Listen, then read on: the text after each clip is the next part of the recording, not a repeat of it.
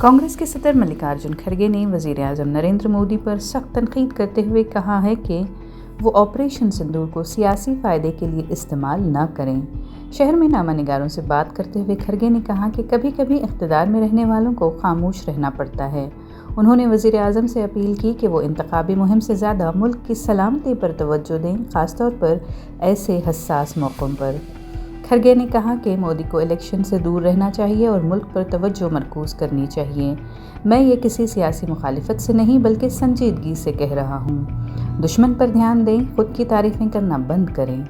उन्होंने वज़ीर आज़म के इस बयान पर भी सवाल उठाया कि जब फ़ौज को खुली छूट देने की बात की गई थी, जब फ़ौज को पूरी ताकत दे दी गई है, तो मोदी क्यों दावा करते हैं कि सब कुछ उन्होंने किया है।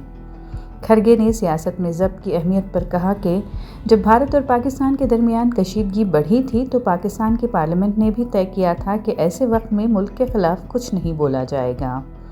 उन्होंने कहा कि जब तक फ़ौज है हम महफूज हैं और हम मुसल्लह अफवाज के साथ हैं।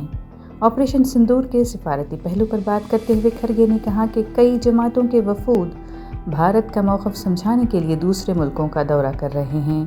जब तक वो वापस नहीं आ जाते उस वक्त तक तकरीरें करना और घूमना मुनासिब नहीं।